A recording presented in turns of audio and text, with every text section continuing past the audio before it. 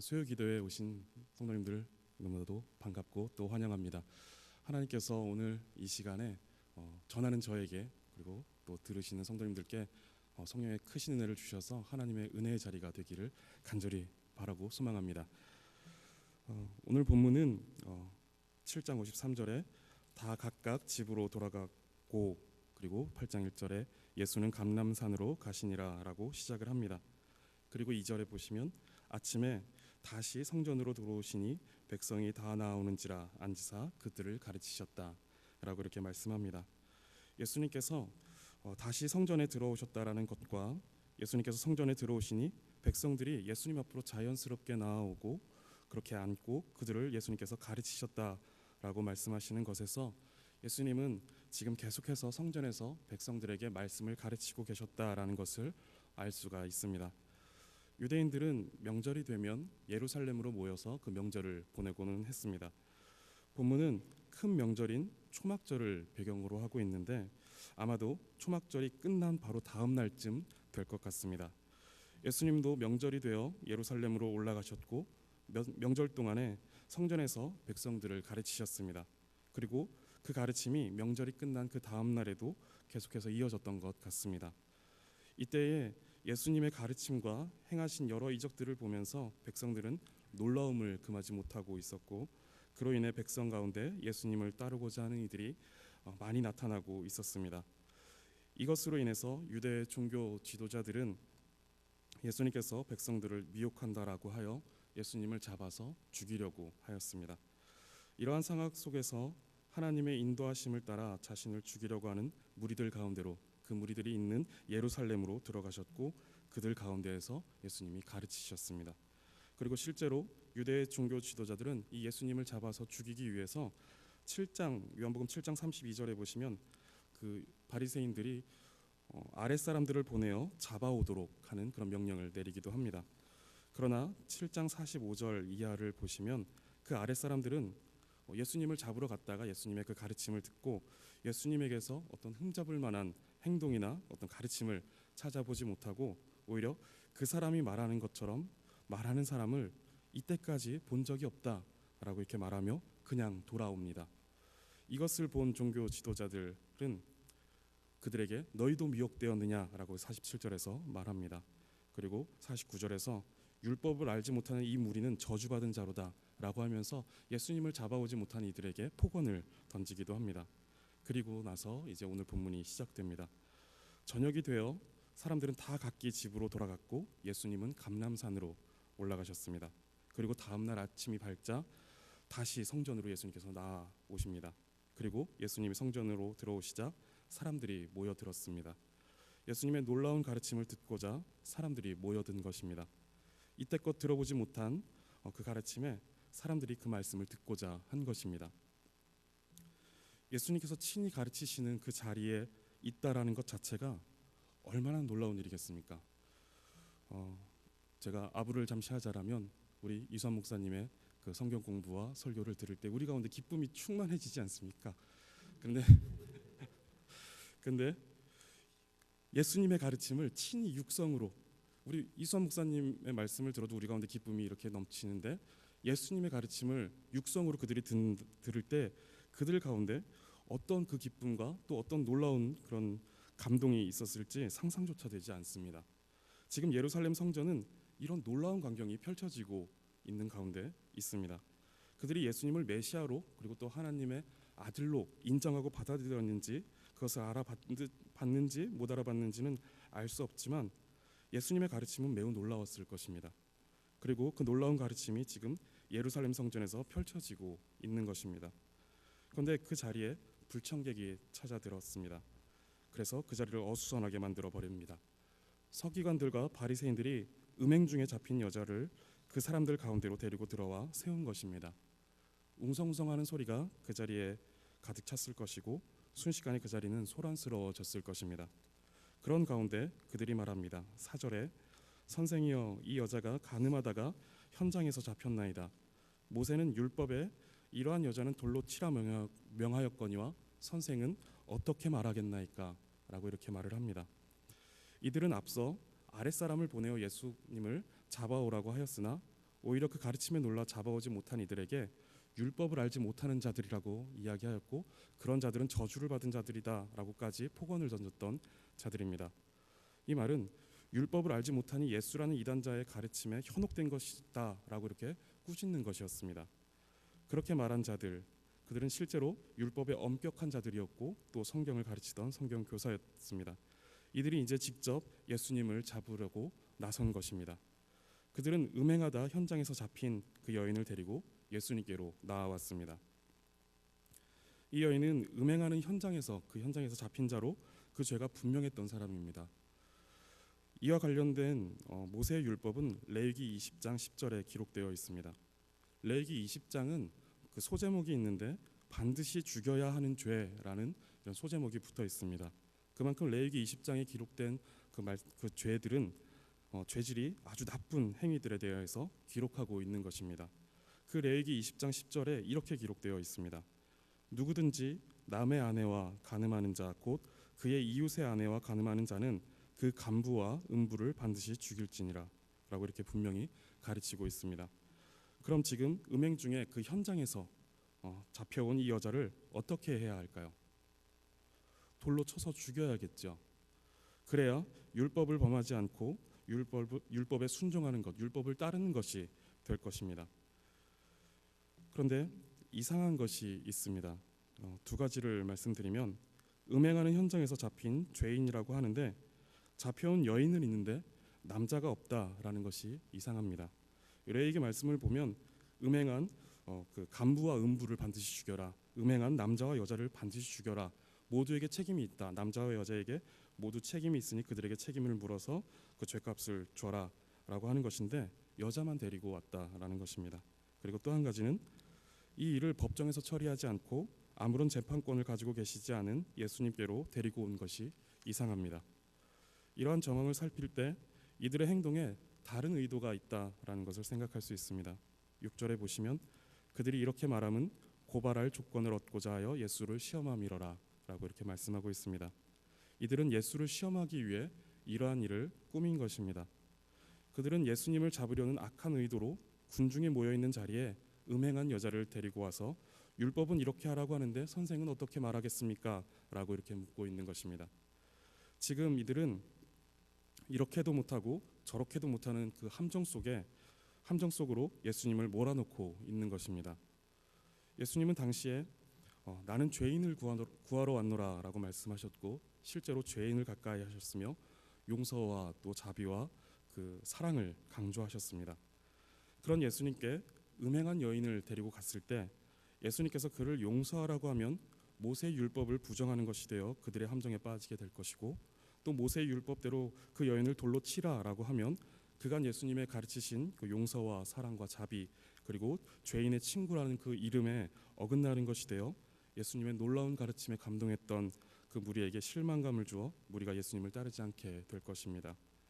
그러니 이 시험은 서기관들과 바리새인들에게 어떻게 해도 득이 되는 시험이었고 예수님은 어떻게 해도 걸려 넘어지게 되는 그런 함정이 되는 시험이었습니다. 그런데 본문을 보시면 예수님은 전혀 당황한 기색이 없으신 것 같습니다.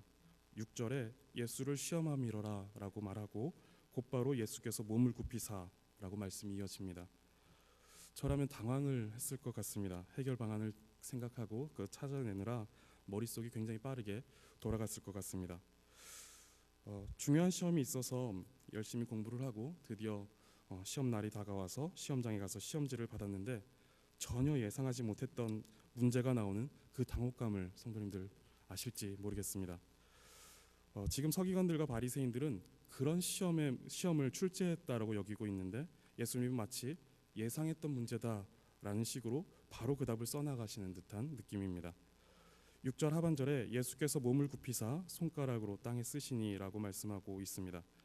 예수님께서 몸을 굽히시어 땅에 쓰신 것이 무엇인지에 대해서는 많은 논란이 있습니다. 그러나 그 내용이 성경에 기록되어 있지 않기 때문에 알 수 있는 방법은 없습니다. 그런데 대강의 내용을 추측해 볼 수 있는 것은 이어지는 상황들이 그것을 보여줍니다. 예수님께서 몸을 굽히시어 손가락으로 땅에 무언가를 쓰셨습니다. 그런데 사람들이 계속해서 물어왔습니다. 빨리 묻는 말에 답을 해보라는 것입니다. 이 여인을 돌로 칠 것이냐 그것이 맞느냐, 선생은 어떻게 생각하느냐라고 대답하라는 그런 재촉을 해온 것입니다. 그러자 예수님께서 손가락으로 땅에 무언가를 쓰시다가 일어나서 말씀하십니다. 너희 중에 죄 없는 자가 먼저 돌로 치라. 그리고 예수님은 다시 몸을 굽히시어 손가락으로 땅에 쓰셨습니다. 우리는 땅에 쓰신 내용이 무엇인지 명확하게 알 수는 없지만 그 내용이 그들의 죄를 고발하는 내용이었을 것임을 추측해 볼 수 있습니다. 거룩하고 엄중한 하나님의 계명이 예수님의 손가락으로 친히 땅에 새겨지고 있었던 것입니다. 마치 하나님께서 시내산에서 돌판 위에 십계명을 친히 새기신 것처럼 말입니다. 그리고 하신 한마디의 말씀, 너희 중에 죄 없는 자가 먼저 돌로 치라라는 것입니다. 그러자 9절에 그들이 이 말씀을 듣고 양심의 가책을 느껴 어른으로 시작하여 젊은이까지 하나씩 나가고 오직 예수와 그 가운데 섰는 여자만 남았더라 라고 말씀하고 있습니다. 하나님의 계명 그리고 하나님의 율법은 누군가를 향해 돌을 드는 것을 목적으로 하는 것이 아니었습니다. 하나님께서 시내산에서 모세에게 율법을 주실 때 그 목적은 하나님의 백성이 하나님의 백성답게 살도록 하기 위함이었습니다. 즉 하나님의 백성이 가장 명예롭고 또 가장 영광스럽게 살도록 주신 것입니다. 가장 하나님의 백성다움은 무엇일까요? 하나님의 백성으로서 가장 명예롭고 가장 영광스러운 삶은 무엇이겠습니까? 하나님을 사랑하고 이웃을 사랑하는 것입니다. 이것을 위하여 하나님의 율법이 이스라엘 백성에게 주어졌던 것입니다. 하나님을 더 사랑하라는 것이고 하나님의 말씀에 따라 이웃을 사랑하라는 것입니다. 그런데 지금 그 율법이 목적을 상실하고 주신 이의 의도는 뿌옇게 흐려진 채 왜곡되어 있는 것입니다. 하나님을 사랑하라고 주신 이 율법이 자신의 옳음을 증명하고 자랑하기 위해 사용되고 있고 이웃을 사랑하라고 주신 이 율법이 이웃을 죽이는 데 사용되고 있는 것입니다. 율법을 바르게 사용하기 원한다면 율법의 교훈은 늘 자신을 향하고 있어야 하는 것입니다. 그 율법이 자신에게 적용되어 하나님과 이웃을 더욱 사랑하기 위해 두려운 마음으로 자기를 살피고 또 점검하는 수단이 되어야 하는 것입니다. 모든 사람들이 돌을 들어도 끝까지 긍휼과 사랑의 마음을 가졌어야 하는 사람들이 서기관들과 바리새인들이었습니다. 왜냐하면 그들은 하나님의 말씀을 잘 안다라고 말하는 사람들이었기 때문입니다. 그런데 그들에게서 이 범죄한 이 여인에 대한 조금의 자비도 보이지 않습니다. 마치 그 범죄로 인하여 이 여인이 짐승이라도 된 듯이 많은 사람들 앞으로 끌고 나옵니다. 그리고 그들은 이 여인이 당하고 있는 두려움이나 수치심은 조금도 관심이 없습니다. 그들의 관심은 단지 지금 예수님을 시험하여 넘어지게 하는 것, 그래서 자신들의 위태로운 권위를 다시 세우고 자신들의 오름과 체면을 회복하려는 것뿐이었습니다. 예수님은 지금 그러한 자들에게 다시 하나님의 거룩하고 엄중한 계명을 새겨 보여주고 계신 것입니다. 그리고 죄 없는 자가 먼저 돌로 치라라고 말씀하고 계십니다. 그러자 말씀을 듣고 양심의 가책을 느꼈다라고 말하고 있습니다. 굳어버렸던 양심에 생기가 들어간 것입니다. 딱딱하게 굳어버린 양심으로 딱딱한 돌을 집어들었던 자들의 양심에 생기가 돌자 딱딱한 돌을 버려두고 떠난 것입니다. 딱딱하게 굳어버린 양심은 딱딱한 돌을 집어들게 합니다. 그리고 누군가를 정죄하며 너무도 쉽게 그 딱딱한 돌을 던지도록 합니다. 그리고 뒤를 돌아 자신이 옳았음에 비열한 웃음을 짓게 합니다. 왜냐하면 자신의 굳어버린 양심이 그 율법의 어떠한 자극에도 무감각해져 있기 때문입니다. 자신을 돌아보지 못하고 다른 사람을 정죄할 줄만 아는 사람은 정죄하는 것으로 자신의 옳음을 증명하려고 하고 그것으로 자신의 즐거움과 보람을 삼는 이들이 있습니다. 너무도 죄송하지만 이것이 우리의 모습이 아니라고 부인할 수가 없습니다. 하나님의 말씀을 듣거나 또 하나님의 말씀을 읽을 때에 선포되는 메시지에서 자신의 모습을 돌아보기보다 다른 누군가를 생각하며 마음에 딱딱한 돌을 집어드는 것이 우리의 모습 속에 있습니다. 그리고 그를 찾아가 봐라 너는 잘못했고 내가 옳지 않았느냐라며 그 돌을 힘껏 던지고 돌아오며 자신이 옳았다라는 것에 괴상한 뿌듯함을 갖는 것이 우리의 모습 속에 있습니다. 성도는 옳고 그름에 따라 판단하고 정죄하는 사람이 아닙니다. 하나님의 말씀이 우리에게 그것을 요구하지 않습니다. 다만 옳음에 따라 함께 세워져가며 걸어가는 사람들입니다. 성도는 하나님의 말씀을 따라 행동하고 판단하는 사람이며 그 말씀은 우리에게 사랑하라고 말씀하고 계십니다. 즉 우리는 선악간에 판단하기에 앞서 사랑으로 판단하고 행동해야 합니다. 성도님들, 옳고 그름을 따라 판단하고 행동하기에 앞서 사랑으로 판단하시고 또 사랑으로 행동하시기 바라겠습니다. 죄인들이 모여 있는 교회에서 얼마나 많은 잘못들이 눈에 들어오고 또 거슬리겠습니까? 그때마다 딱딱한 돌을 집어드시겠습니까? 성도님들, 뒤에 숨겨둔 딱딱한 돌들을 내려놓으시기 바랍니다. 딱딱한 돌을 준비하고 있는 사람들이 있는 교회는 하나님의 말씀이 역사하는 교회가 아닙니다. 날마다 선포되는 하나님의 말씀을 듣고 그때마다 잡고 있던 딱딱한 돌을 내려놓는 성도들이 있는 교회, 그리고 그 말씀을 영혼의 거울로 삼아 자신을 돌아보는 양심을 지닌 성도가 있는 교회가 살아있는 교회이고 또 건강한 교회입니다. 그런데 거기서 끝나서는 안 됩니다. 9절의 말씀을 다시 보시면, 말씀을 듣고 양심의 가책을 느껴 어른으로 시작하여 젊은이까지 하나씩 하나씩 나가고 오직 예수와 그 가운데 섰는 여자만 남았다라고 말씀합니다. 하나님의 거룩하고 엄중한 메시지가 들려졌을 때 그들은 양심의 가책을 느꼈습니다. 그리고 들고 있던 딱딱한 돌을 내려놓았습니다. 그 다음은 어른으로 시작하여 젊은이까지 하나씩 하나씩 나갔습니다. 그들은 땅에 쓰신 글씨를 보았고 죄 없는 자가 먼저 돌로 치라라는 예수님의 말씀을 듣고는 생각하며 양심의 가책을 느꼈습니다. 그리고 먼저는 어른부터 나가기 시작하였고 이어서 젊은이까지 나갔습니다. 단지 나이를 이야기하려는 것은 아닙니다. 더 많은 인생의 경험과 시간을 보낸 어른이 자신의 죄와 비참함을 먼저 돌아본 것이고, 그리고 상대적으로 그러한 경험이 부족하고 혈기가 왕성한 젊은이는 그보다 늦은 것입니다. 그런데 어른과 젊은이의 비교보다 더 중요하게 비교되고 있는 모습이 있습니다. 어른과 젊은이는 시간의 간격을 두고 결과적으로 모두 그 자리를 떠났습니다. 그런데 남아있던 사람이 있었습니다. 그리고 성경은 포커스를 그 사람에게로 집중하고 있습니다. 누가 얼마나 빨리 그리고 늦게 떠나느냐가 아니라 누가 떠났고 누가 남았느냐라는 모습이 보여지고 있습니다. 정죄하던 자들이 양심의 가책을 받아 떠나는 모습과 정죄받던 자가 남아있는 모습입니다.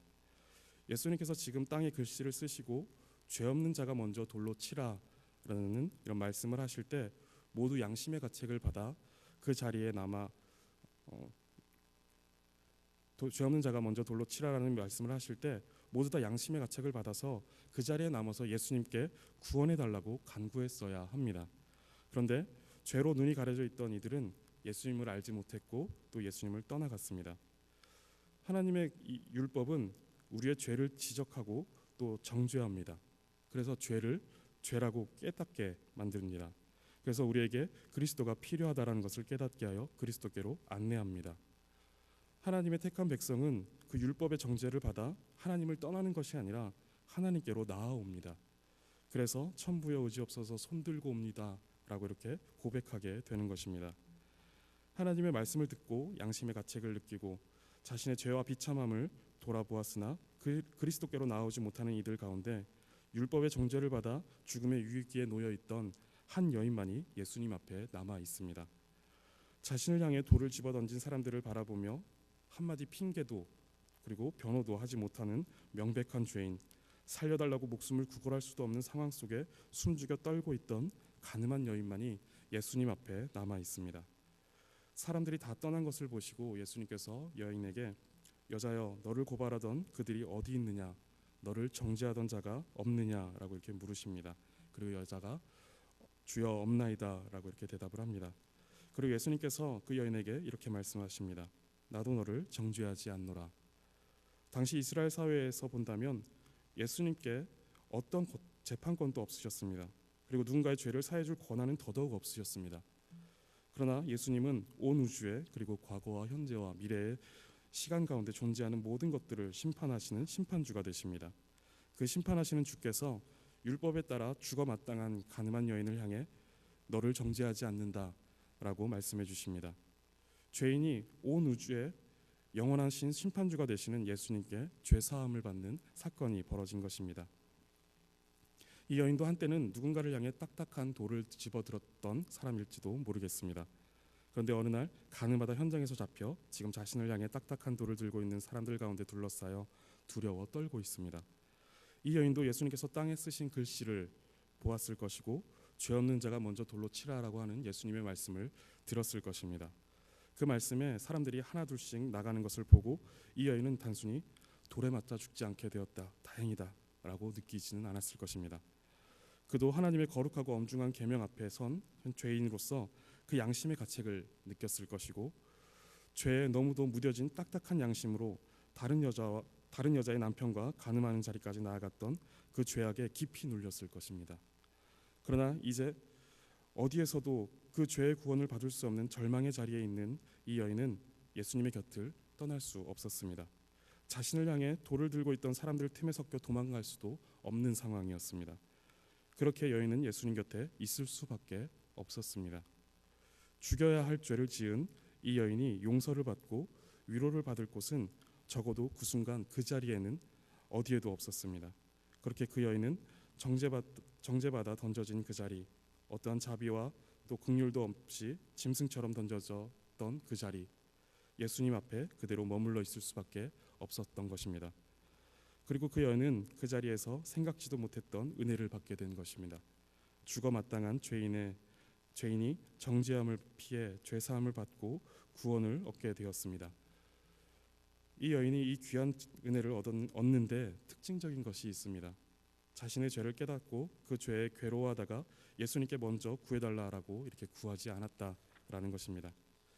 이 여인은 오히려 이스라엘 백성을 애굽에서 구원하신 것을 기억하며 또한 광야에서 먹이시고 입히신 것에 감사하며 하나님의 은혜와 사랑에 경배해야 되는 그 초막절에 간음을 행하였고, 또 그것을 행하고 있을 만큼 죄에 무뎌져 있었고 구원에 관심조차 없던 사람이었다라는 것이 특징입니다.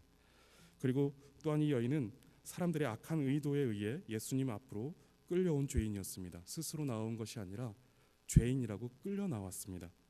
구원받을 자격이나 그런 환경 가운데 놓여 있었던 사람이 아니었습니다. 그러나 하나님은 그런 사람을 예수님 앞으로 이끌어 오신 것입니다. 그리고 그를 끝까지 예수님 곁에서 떠날 수 없도록 하셨습니다. 그리고 예수님은 그렇게 나온 한 죄인을 구원하셨습니다.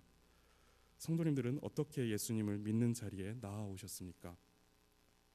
자이든 타이든 우리가 예수님을 믿는 성도의 자리에 오게 된 것은 하나님의 섭리이며 우리를 성도로 부르시는 하나님의 부르심이 있었던 것입니다. 죽을 수밖에 없는 죄가 가득하고 또 그 죄가 너무도 자명한 우리를 여러 가지 모양으로 부르시어 너를 정죄하지 않는다라고 말씀하시는 것입니다. 이것이 하나님의 놀라운 은혜입니다. 어디에 있든 찾아내시고 어떤 방법으로든 하나님의 백성을 불러내십니다. 그리고 구원하십니다. 이것이 언약을 지키시는 하나님의 신실하심이며 내 백성, 내 자녀를 끝까지 사랑하시는 하나님의 뜨거운 사랑의 방식입니다. 우리가 하나님의 섭리의 렌즈를 끼고 본문의 상황을 바라보면 다른 여자의 남편과 간음하던 현장에 있는 여인을 찾아낸 것은 하나님이셨습니다. 그리고 예수님을 시험하기 위한 도구가 되게 하시어 예수님 앞으로 오게 하신 것도 하나님이십니다. 그렇게 끝까지 예수님 앞에 있을 수밖에 없도록 사람들 앞에 명백한 죄인임이 드러나게 하신 것도 하나님이십니다. 이 모든 것이 잃어버린 한 영혼을 찾아 구원하시는 하나님의 은혜이고 섭리인 것입니다. 우리가 그런 범죄의 현장에서 이끌려 다양한 방법으로 하나님께로 나아왔습니다. 그리고 하나님 앞에 있을 수밖에 없도록 하나님께서 하셨습니다. 그리고 그런 우리를 그리스도의 보혈로 덮어주시고 정죄하지 않으시고 용서하여 주신 것입니다. 이것이 굉장히 놀라운 은혜입니다. 많은 사람들은 자신의 오름을 따라 저마다의 철학과 또 가치를 따라 예수님께로 나아오지 않고 그릇 행하여 각기 제 길로 나아갑니다. 그런데 유독 더럽고 지저분한 나와 같은 죄인을 주께서 부르시어 예수님 앞에서 떠날 수 없도록 하신 것입니다. 내가 버틴 것이 아니라 주께서 떠날 수 없게 만드신 것입니다. 부끄러운 말일지도 모르겠지만 저는 최근에 신앙을 떠나는 이런 상상을 한 적이 있습니다. 이것이 최근의 문제만은 아니고 사실은 종종 이런 상상을 하게 됩니다. 신앙을 떠나 살면 왠지 더 나은 삶이 저를 기다리고 있을 거다라는 이런 생각을 하게 되는 것 같습니다. 그런데 쉽게 떠나지 못할 곳에 저를 묶어두신 것 같습니다. 담임 목사님께서도 하나님께서 자신 너무 약해서 자신을 온실 속에 가둬두셨다라고 말씀하셨는데 저도 그와 같은 생각을 하게 됩니다. 하나님께서 그냥 가둬두신 것 같습니다. 오직 주의 사랑에 매여라는 복음성가가 있습니다. 그 가사에 보면은 유독 매여, 갇혀라는 이런 표현을 합니다. 그것이 너무도 제 고백 같습니다. 그런데 이러한 고백, 하나님의 사랑에 매이고 하나님의 임재에 갇힌다 라는 것이 저만의 고백이겠습니까? 거룩한 자리에서 발견되신 분 계십니까? 스스로 열심히 예수님을 찾아 나오신 분 혹시 계십니까?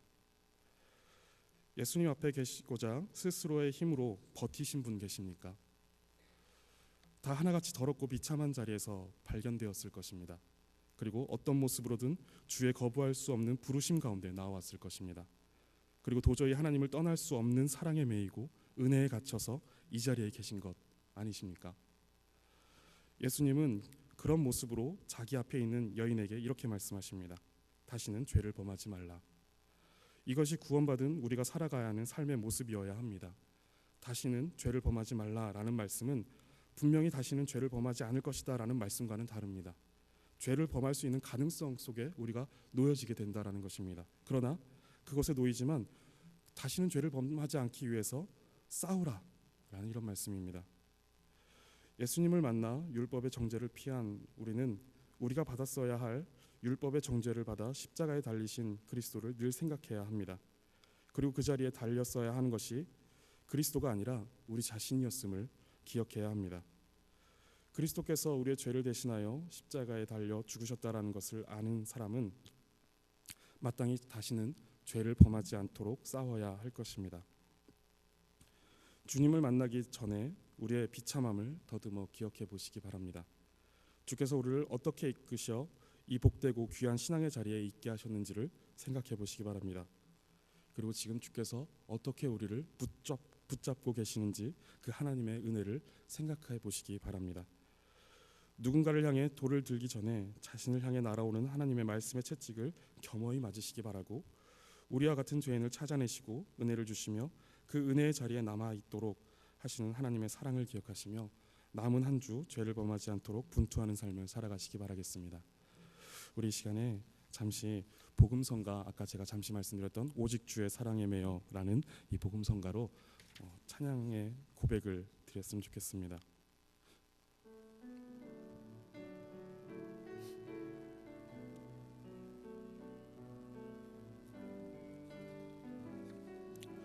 오직 주의 사랑에 매여, 오직 주의 사랑에 매여 내 영 기뻐 노래합니다. 이 소망의 언덕 기쁨의 땅에서 주께 사랑 드립니다. 오직 주의 임재 안에 갇혀 내 영 기뻐 찬양합니다. 이 소명의 언덕 거룩한 땅에서 주께 경배 드립니다. 주께서 주신 모든 은혜 나는 말할 수 없네. 내 영혼 즐거이 주 따르렵니다. 주께 내 삶 드림. 다시 한번 찬양합니다. 오직 주의 사랑에 예매여 내 영 기뻐 노래합니다. 이 소망의 언덕 기쁨의 땅에서 주께 사랑 드립니다. 오직 주의 임재 안에 갇혀 내 영 기뻐 찬양합니다.